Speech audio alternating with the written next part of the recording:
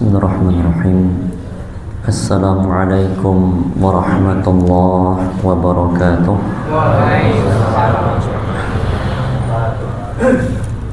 Alhamdulillah hamdan katsiran thayyiban mubarakan fih kama yuhibbu rabbuna wa yarda, wassalatu wassalamu ala nabiyyina Muhammadin wa ala alihi wa ashabihi wa man tabi'ahum bi ihsanin ila yaumiddin. Asbahna ala fitratil Islam wa ala kalimatil ikhlas wa ala dini nabiyina Muhammadin sallallahu alaihi wa alihi wasallam wa ala millati abina Ibrahim hanifan musliman wa ma kana minal musyrikin. Amma ba'd. Jamaah salat subuh Masjid Al-Falah yang semoga senantiasa dirahmati dan dimuliakan oleh Allah Ta'ala, kita bersyukur kepada Allah atas limpahan segala nikmat. Salawat teriring salam semoga senantiasa tercurahkan kepada baginda Rasulullah Muhammad sallallahu alaihi wa alihi wasallam, kepada keluarga beliau, kerabat, sahabat, serta pengikut beliau yang istiqomah hingga akhir zaman. Amin. Bapak Ibu yang dirahmati Allah, alhamdulillah pada pagi hari ini kita masih diberikan usia, kesehatan, dan kesempatan oleh Allah Ta'ala untuk terus beribadah di bulan yang mulia ini hingga kita masuk hari keberapa Bapak Ibu? 24 Ramadan. Semoga Allah Ta'ala menerima seluruh amal soleh kita dan menjadikan kita istiqomah hingga akhir Ramadan dan hingga akhir hayat kita. Amin. Bapak Ibu yang dirahmati Allah, pada sepertiga terakhir ini sudah tidak asing bagi Bapak Ibu sekalian pembahasan tentang Lailatul Qadar, dan kita tentu berusaha untuk meraih keutamaan dan kemuliaan Lailatul Qadar tersebut. Ada satu hal yang penting yang perlu kita jelaskan kaitannya dengan pembahasan masalah takdir yang berhubungan erat dengan Lailatul Qadar, bahwa dari sekian banyak keutamaan dan kemuliaan Lailatul Qadar, maka salah satu di antaranya adalah pada malam Lailatul Qadar tersebut keutamaannya adalah Allah Ta'ala turunkan catatan takdir yang akan berlaku bagi seluruh makhluk di atas muka bumi ini selama 1 tahun, berlaku mulai semenjak malam Lailatul Qadar tersebut sampai tahun depan menjelang Lailatul Qadar tahun berikutnya. Karena para ulama menyebutkan ada beberapa macam takdir. Yang pertama adalah at-takdir al-am, takdir yang sifatnya berlaku umum, itu mencakup seluruh makhluk di alam semesta ini, atau database utama seluruh catatan takdir bagi seluruh makhluk, yang mana database ini tersimpan dengan baik, dengan rapi di Lauhul Mahfuz, tempat yang terjaga, ya, dijaga oleh para malaikat, yang tadi kita bacakan ayatnya di akhir surat Al-Buruj. Itu takdir bersifat umum, seluruh makhluk tercatat di mana? Di Lauhul Mahfuz. Kemudian ada takdir yang sifatnya at-takdir al-bashari, yaitu takdir yang sifatnya satu folder khusus, kalau bahasa kita satu jenis takdir khusus yang mencakup satu bangsa, yaitu bangsa manusia. Ini berlaku untuk seluruh manusia, sejak manusia pertama Nabi Adam alaihissalam sampai manusia terakhir. Maka itu satu jenis takdir yang mencakup tentang seluruh manusia. Ada takdir yang sifatnya at-takdir as-sanawi, takdir yang bersifat tahunan.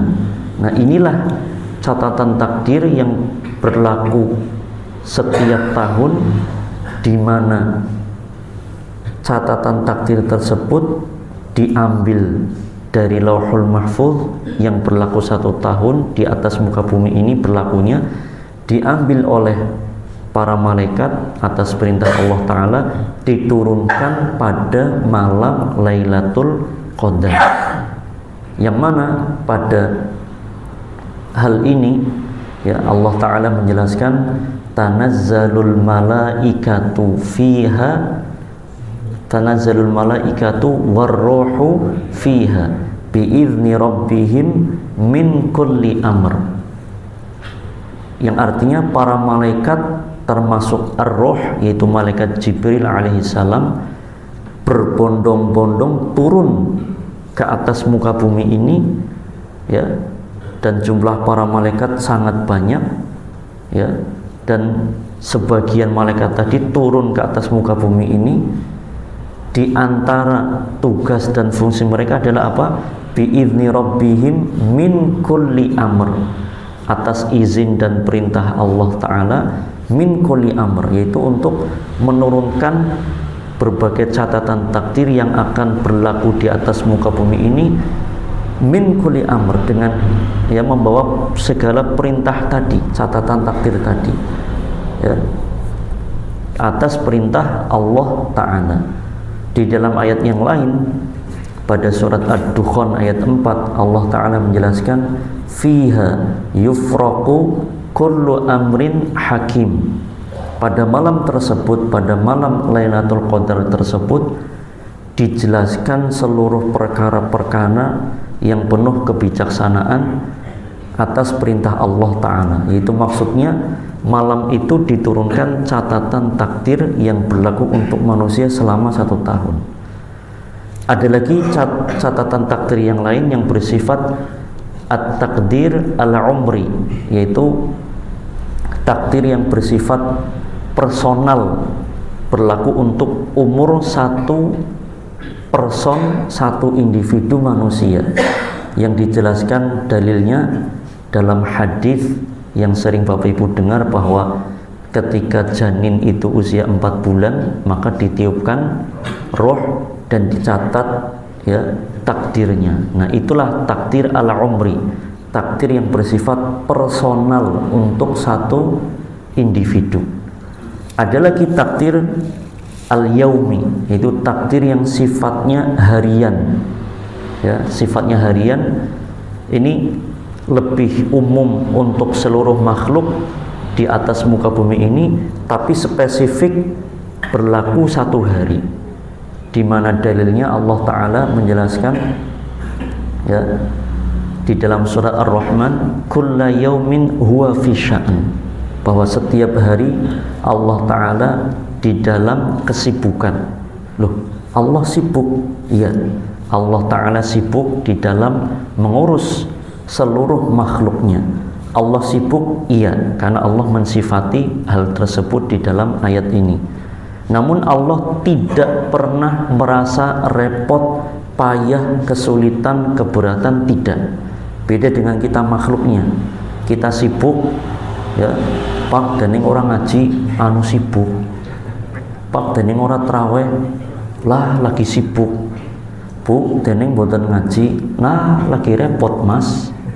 Itulah manusia ya, sibuk, akhirnya tidak bisa ini dan itu, bahkan beralasan ya tidak ngaji karena sibuk. Ujar-ujare sing ngisi pengajian kalau sing pada rajin ngajian pengangguran apa nggih, ya pada wong sibuk tetapi menyempatkan begitu. Nah, jadi Allah Ta'ala ya, Allah Ta'ala sibuk iya, tetapi sama sekali tidak merasa repot. Ya, Allah di dalam kesibukan mengatur alam semesta, iya, tetapi tidak repot. Mana dalilnya? Di akhir ayat kursi yang kita semua hafal, wala yauduhu hifdhuhuma wa huwal aliyul azim. Dialah Allah Ta'ala, ya, wala yauduhu, Allah Ta'ala tidak merasa repot, tidak merasa berat, hifdhuhuma, untuk menjaga langit dan bumi, untuk mengatur seluruh urusan yang ada di langit dan bumi. Wa huwal aliyul azim, dialah Allah yang maha tinggi lagi maha agung. Itu tadi ada 5 jenis pembagian takdir, ya, takdir berlaku umum seluruh alam semesta, takdir khusus untuk manusia, takdir yang berlaku 1 tahun yang diturunkan pada Lailatul Qadar, takdir yang berlaku untuk personal satu manusia, dan takdir yang bersifat harian.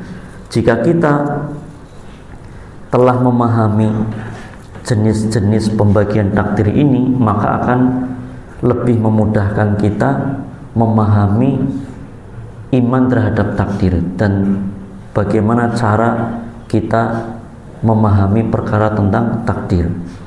Nah, kita lanjutkan sedikit terkait takdir yang berlaku atau diturunkan pada saat Lailatul Qadar.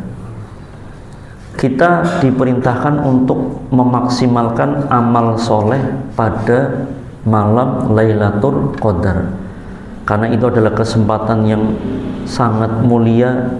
Ibadah dilipat gandakan sampai seolah-olah kita beribadah 83 tahun 4 bulan dan keutamaan lainnya. Nah, salah satunya yang terkait dengan takdir ini, bahwa manakala kita mengoptimalkan ibadah pada malam tersebut, di mana itu adalah awal turunnya catatan takdir, dan kita awali di awal lembaran catatan takdir itu, kita awali dengan kebaikan. Nah, disitulah menjadi awal yang baik bagi kita. Sesuatu yang diawali dengan baik, maka insya Allah Allah akan mudahkan pada lembaran-lembaran berikutnya untuk lebih mudah oleh Allah memudahkan kita agar kita isi dengan kebaikan-kebaikan seterusnya. Itu diantara hikmahnya.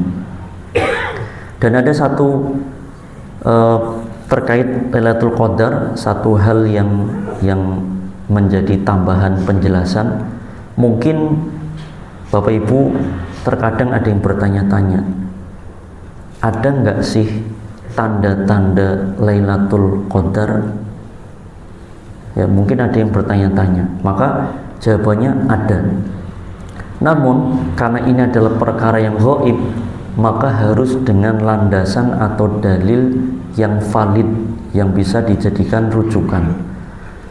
Dari tanda-tanda yang valid tersebut, maka ada 3 jenis tanda dari Lailatul Qadar yang dari situ kita bisa paling tidak menjadi patokan, ya. Bukan menjadi tujuan utama, tetapi menjadi patokan. Pertama adalah tanda yang bisa dilihat oleh mata, kedua tanda yang bisa dirasakan oleh fisik, ketiga tanda yang dirasakan oleh hati. Yang pertama dan kedua yang bisa dilihat oleh mata dan dirasakan oleh fisik, itu apa? Pagi hari pada malam Lailatul Qadar, di mana malamnya itu Lailatul Qadar, paginya matahari bersinar redup, bersinar lembut, tidak menyilaukan, dan warnanya kuning kemerah-merahan sampai meninggi. Kemudian tanda yang bisa dirasakan oleh fisik, yaitu malam harinya itu malam hari yang sejuk, tenang, tidak terlalu panas, tidak terlalu dingin.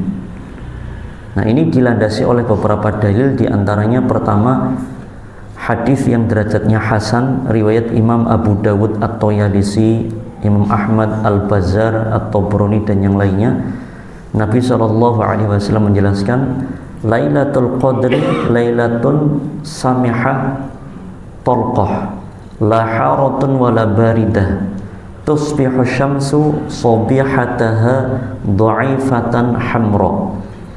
Lailatul Qadar adalah malam yang sejuk, malam yang tenang, tidak terlalu panas, tidak terlalu dingin. Jadi sedang, tidak terlalu panas, tidak terlalu dingin. Tapi kalau bicara suhu, maka tentu setiap daerah beda-beda. Sedangnya Cilacap dengan sedangnya Dieng, Batu Raden, tentu suhunya berbeda nih Bapak Ibu. Tapi sedang itu ya, itu dirasakan oleh penduduk setempat. Oh, ini biasanya kalau begini itu sedang, tidak terlalu panas, tidak terlalu dingin. Sekalipun suhu udara tiap tempat berbeda-beda. Kemudian tusbihu syamsu sobihataha du'ifatan hamra. Pada pagi harinya matahari itu terbit dalam kondisi sinar yang lembut, ya, du'ifatan hamra. Sinarnya lembut, redup dan berwarna kuning ke merah-merahan. Dikuatkan lagi dengan hadis yang sahih riwayat Imam Muslim, Nabi SAW menjelaskan, Sobihatu Lailatul Qadri tatlu'u syamsu la syu'a'a laha ka'annaha tostun hatta tartafi'. Pagi hari malam Lailatul Qadar, maksudnya malamnya itu Lailatul Qadar, pagi harinya ya, tatlu'u syamsu, matahari itu terbit, la syu'a'a laha, tidak memiliki cahaya yang menyilaukan. Kalau bahasa Jawane mencorong ya. Jadi kalau syu'a itu cahaya yang menyilaukan dan menjadikan mata sakit. Nah, ketika Lailatul Qadar pagi hari itu matahari tidak memiliki itu. Dan sampai-sampai menjelaskan ka'annaha tostun. Nabi menjelaskan matahari itu seperti tameng. Tameng itu kan sesuatu yang bulat dan besar. Mungkin gampangan kita ya tampah begitu nih Pak Bu. Tampah itu kan bulat gede. Nah, matahari itu kelihatan bulatnya, gede bulat. Saking lembut dan redupnya cahaya itu, garis matahari itu terlihat jelas. Kalau hari biasa kita coba lihat matahari, boro-boro kelihatan pinggirnya, silo, mata kita sakit. Nah, itu kondisinya lembut, sinarnya redup, bulatannya kelihatan jelas, kuning kemerah-merahan, sampai-sampai Nabi menjelaskan hatta tartafi', sampai matahari agak meninggi masih begitu kondisinya. Ya, masih redup, masih lembut, sampai agak meninggi. Jadi sudah masuk waktu duha, masih begitu kondisinya. Nah, itu ciri-ciri yang bisa dilihat oleh mata dan dirasakan oleh fisik. Adapun yang terakhir ya, kalau yang tadi dilihat oleh mata dan fisik, itu semua manusia bisa melihat dan merasakan. Orang kafir dan orang muslim yang tidak beribadah pun merasakan ya. Tapi yang ciri-ciri ketiga yang hanya dirasakan oleh hati, ini hanya orang yang beriman yang bisa merasakannya. Itu orang-orang terutama yang sedang beribadah. Itu apa? Hati itu merasa tenang, merasa lebih khusyuk, lebih damai saat beribadah di malam itu. Mana dalilnya? Allah Ta'ala menjelaskan, salamun hiya hatta matla'il fajr. Salam, malam itu penuh dengan ketenangan, keselamatan, keberkahan, kedamaian, karena para malaikat turun membawa rahmat, membawa keberkahan dari Allah, mengaminkan doa orang-orang yang sedang berdoa, mendoakan orang yang sedang ibadah. Tenang ya, hanya yang sedang beribadah, yang mencari keutamaan Lailatul Qadar itu yang bisa merasakan. Sampai kapan? Hatta matla'il fajr, sampai terbit fajar. Sing lagi karaokean ya orang ngerasa kenapa? sing lagi tongkrongan nang pinggir dalan karo ngopi tidak merasakan pada baik. Yang merasakan hanyalah orang yang sedang mencari keutamaannya dengan beribadah. Maka seandainya nih Bapak Ibu, satu malam kok kita merasakan sholatnya kok lebih tenang, baca Quran kok lebih semangat, ibadah lebih terasa khusyuk, baca doa Allahumma innaka afuun tuhibbul afwa fa'fu anni kok lebih makjeleb di hati, bisa jadi itu adalah waktunya. Maka kalau kita, hati itu kan nggak bisa dibohongi. Ketika hati merasakan itu, gaspol, ya, ngapa Pak? Gaspol, dimaksimalkan. Bisa jadi itu waktunya, ya. Jelas ya Bapak Ibu. Ya. Namun kita tidak sibuk dalam mencari tanda-tanda. Dela-dela metu ki panas apa adem ya, asuk-asuk ki engko silo ora ya. Nah, kita tidak sibuk itu, tapi kita sibuk beribadah. Begitu nggih Bapak Ibu. Nah, semoga Allah taala memberikan kemudahan dan taufik kepada kita untuk memaksimalkan ibadah di akhir Ramadan ini, dan sekali lagi semoga kita istiqomah hingga akhir hayat kita. Amin ya rabbal alamin. Ngapunten atas segala kekurangan, semoga yang sedikit ini menjadi motivasi dan inspirasi bagi kita semua. Aqulu qouli hadza wa sallallahu ala nabiyyina Muhammadin wa akhiru da'wana alhamdulillahi rabbil alamin. Wassalamu alaikum warahmatullahi wabarakatuh.